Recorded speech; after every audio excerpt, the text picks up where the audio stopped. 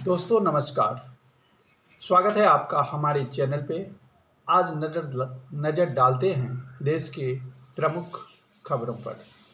5 राज्यों के exit polls ने मचा दिया है सनसनी। कल 5 राज्य पश्चिम बंगाल, तमिलनाडु, असम, केरल और पुडुचेरी के विधानसभा चुनाव के एग्जिट पोल आए। इन्होंने सारे समीकरण बदल दिए। बंगाल में टीएमसी मुश्किल में दिख रही है। भाजपा मजबूत होने का दावा कर रही है। ममता का किला टूट सकता है। तमिलनाडु में डीएमके की वापसी के साथ विजय की टीबीके पार्टी ने तूफान मचा दिया है। 98 से 120 सीटों तक का अनुमान है। असम में बीजेपी एनडीए हैट्रिक की ओर है, जबकि केरल में कांग्रेस की यूडीएफ एलडीएफ को 10 साल बाद सत्ता से बाहर करने की स्थिति में है। दोस्तों, एग्जिट पोल सिर्फ एक अनुमान है। कई बार ये गलत साबित हो चुके हैं, कई बार सही भी होते हैं। असली फैसला 4 मई को होगा, लेकिन ये पोल भारत की राजनीति की विविधता को उजागर कर रहे हैं। बंगाल में रिकॉर्ड वोटिंग हुई, खासकर शहरी इलाकों में ये दिखाता है कि लोग बदलाव चाहते हैं या फिर ममता की 15 साल की सत्ता से थक चुके हैं। तमिलनाडु में थलपति विजय का उदय साबित करता है कि स्टार पावर अब भी क्षेत्रीय राजनीति को हिला सकती है, लेकिन डीएमके की पुरानी संगठनात्मक ताकत अभी भी चुनौती बनी हुई है। केरल में यूडीएफ की संभावित जीत कांग्रेस के लिए राहत की खबर है, जबकि असम में बीजेपी की मजबूती पूर्वोत्तर में उसकी बढ़ती पकड़ को दर्शाती है। कुल मिलाकर एक राष्ट्र एक लहर की बजाय क्षेत्रीय मुद्दे अभी भी हावी हैं। क्या ये विश्व 29 के लोकसभा चुनाव का सेमीफाइनल है? नजर डालते हैं दूसरी महत्वपूर्ण खबरों पर।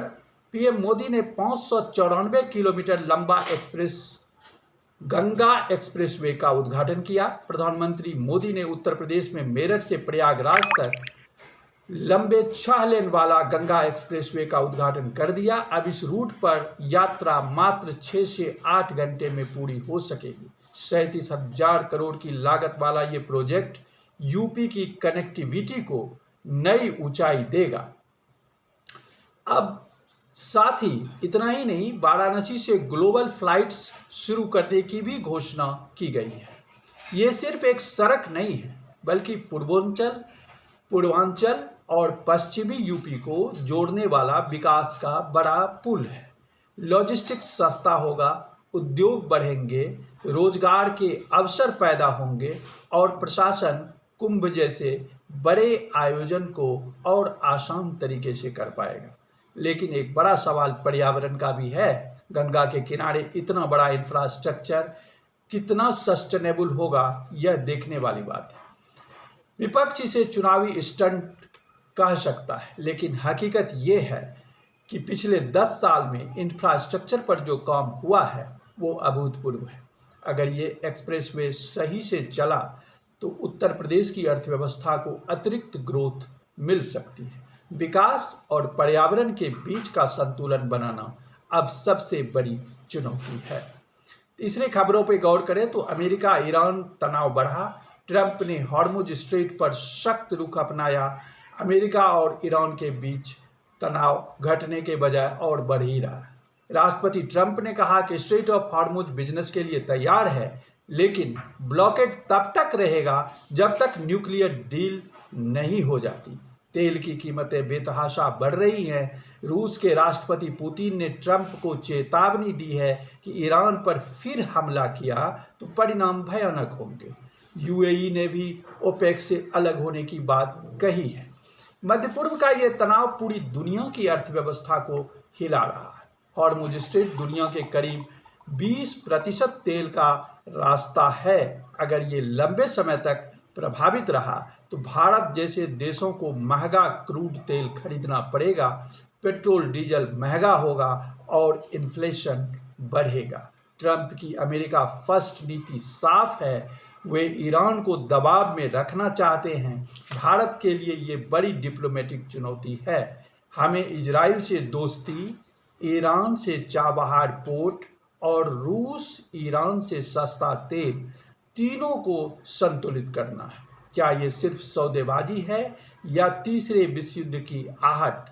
तेल की कीमत $110 के पार करने पर भारत की जीडीपी ग्रोथ पर आधा से 1% तक का असर पड़ सकता है।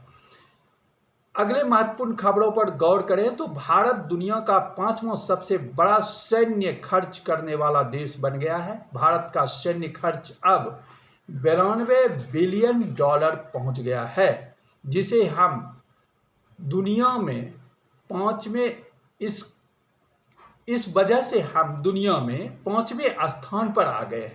ग्लोबल मिलिट्री खर्च रिकॉर्ड $2.9 ट्रिलियन पर पहुंच चुका है। चीन की बढ़ती सैन्य ताकत, एलएसी पर तनाव और पाकिस्तान की अस्थिरता के बीच ये खर्च समझ में आता है। ऑपरेशन सिंदूर जैसे कार्रवाइयों ने भारत की मसल पावर का संदेश दिया है। अच्छी बात यह है कि आत्मनिर्भर भारत के तहत स्वदेशी हथियारों पर फोकस बढ़ रहा है, लेकिन सवाल ये है कि क्या इतना बड़ा सैन्य बजट विकास के खर्चे को खा रहा है? लंबे समय में असली सुरक्षा आर्थिक ताकत और कूटनीति से आती है। $92 बिलियन का मतलब हर भारतीय पर हजारों रुपये का बोझ है। क्या ये खर्च सही दिशा में है या हमें और ज़्यादा डिफेंस R&D पर निवेश करना चाहिए? अगली खबर, अमेरिका ने भारत को 657 चोरी की भारतीय कलाकृतियां लौटाई।